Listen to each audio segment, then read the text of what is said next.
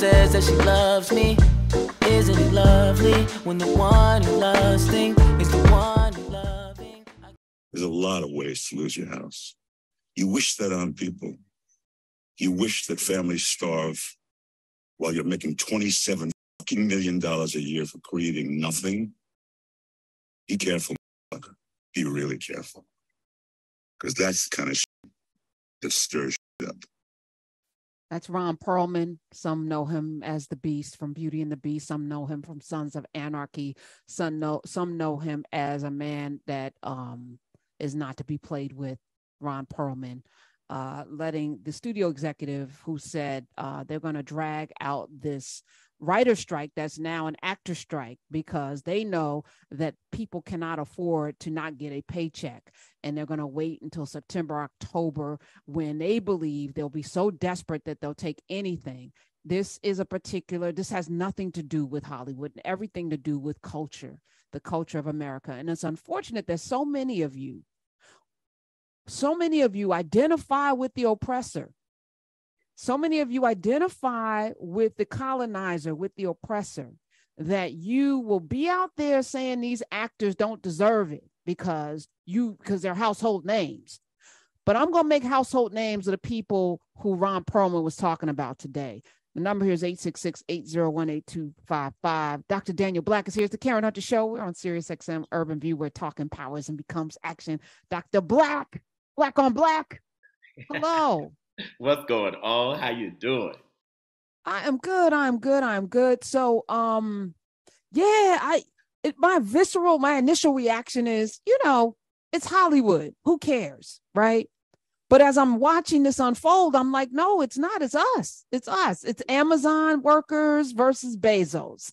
It's the Twitter tech people who aren't getting their money, the ones in Africa who aren't getting their money because they are run, the company has been run by a megalomaniacal racist. I feel like he, born in racism, right. Apartheid son of apartheid, right. Who doesn't care about humanity, cares about himself, and he's a billionaire, damn near trillionaire points, and so there are levels to this. So I want to spend some time with the folk that no one talks about.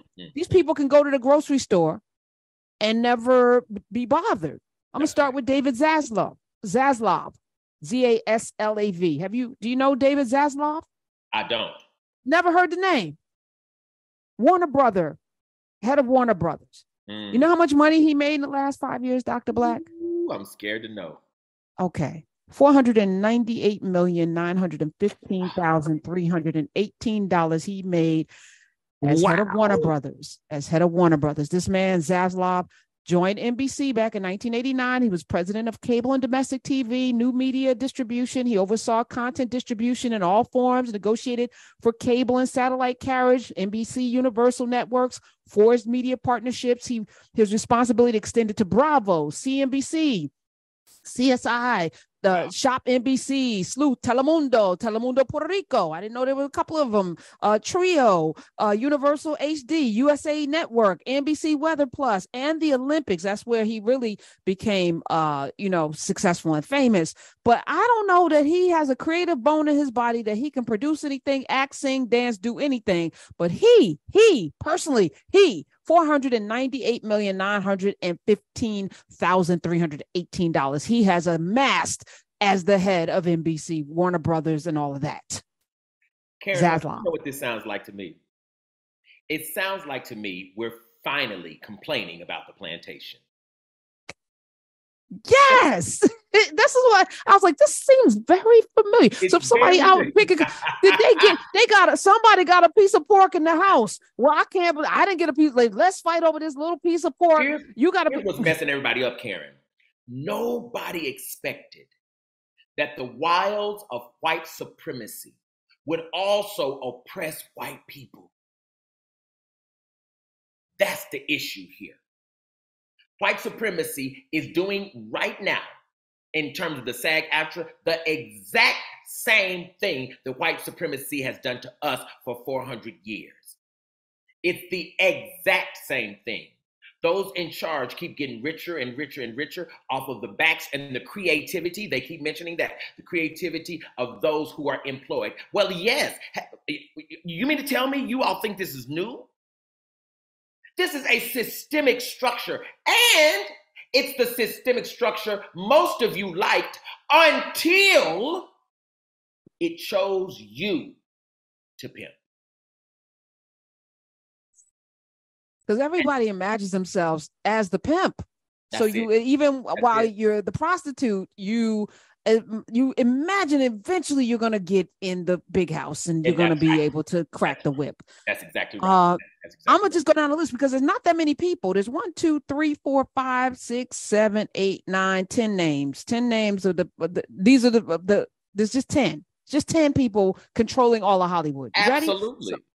Zaslav is number 1. He made the most, followed by Ari Emanuel. You may know his brother, Ram. You may know him from, the fictional series, The Entourage, where he played Ari on The Entourage. It's the same person. He used to be an agent. He was an agent. He was the head of an agency. He made in the last 5 years $349,935,367. Ram's little brother, or big brother. He also had a lawsuit back in 2002.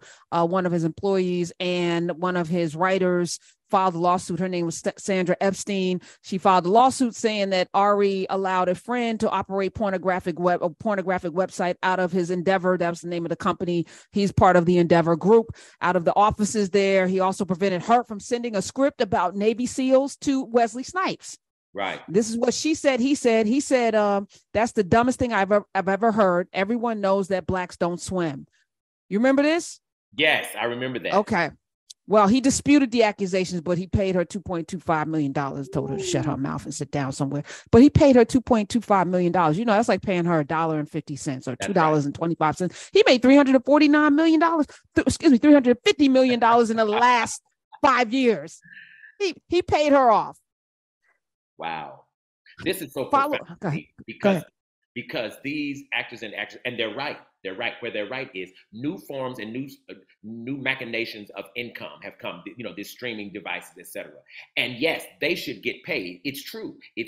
But what's interesting is every time an oppressed white person discovers that white supremacy is oppressing them, the part they miss is they never turn around and say, oh, wait a minute.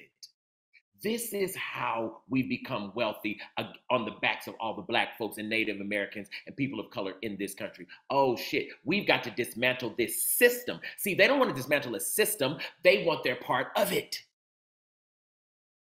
And that is the error that they're making, the error that folks keep making in America over and over and over. We keep trying to figure out, why can't I be the master? But everybody's mad at the master until you become it. And that's why this thing is so tripping me out. I'm like, and yes, they're making millions and millions and millions. Again, this model sounds so familiar. I've been chuckling like, wow. People don't see the parallels?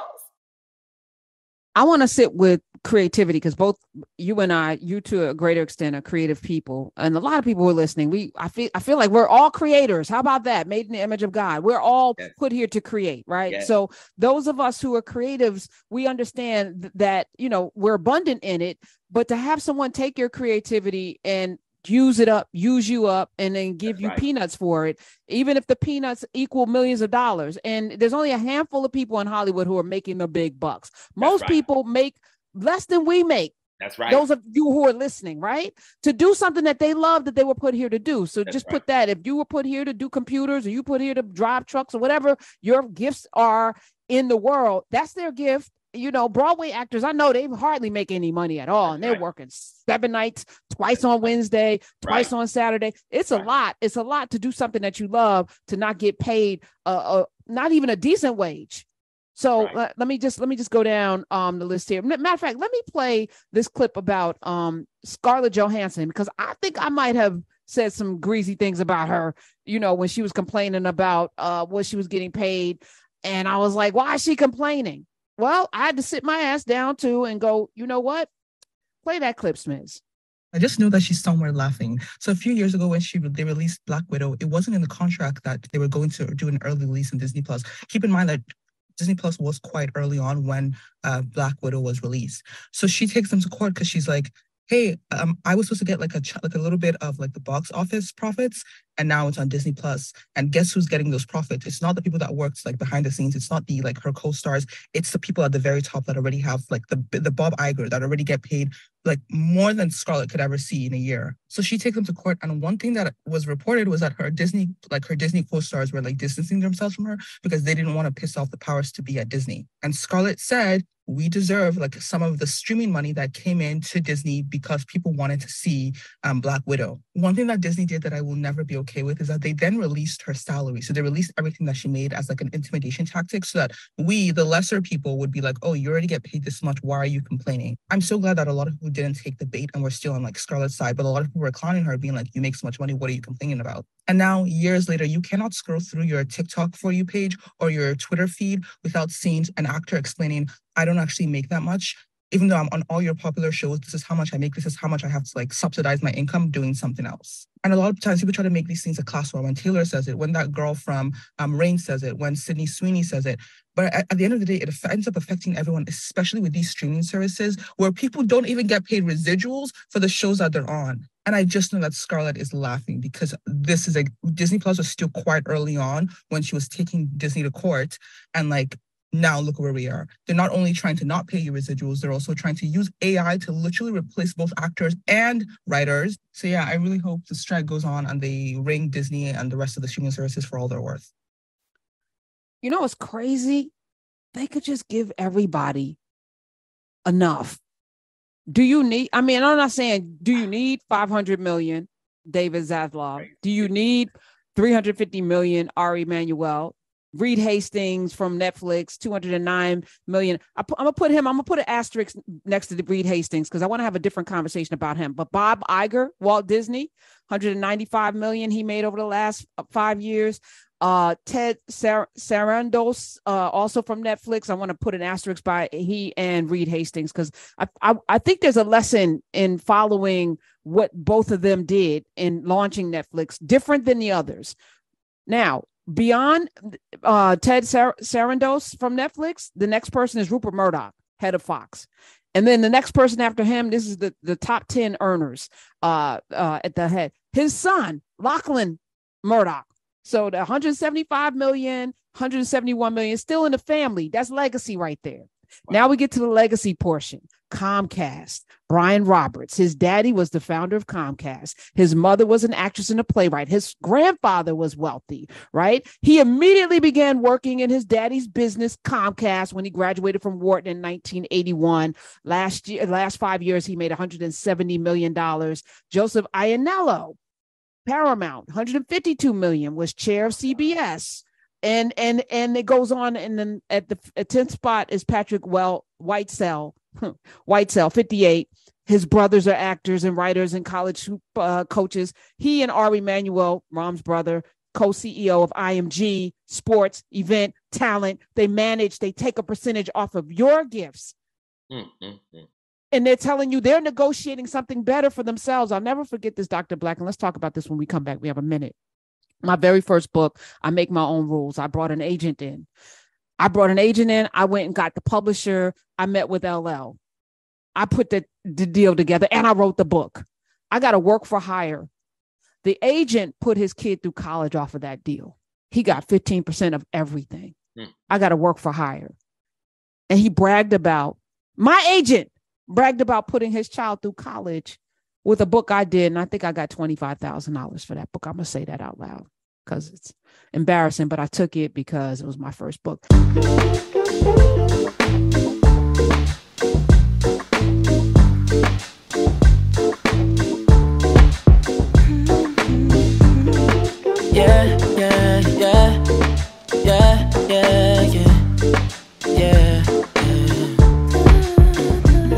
I run my fingers through her hair as she smiles and says that she loves me. Isn't it lovely when the one who loves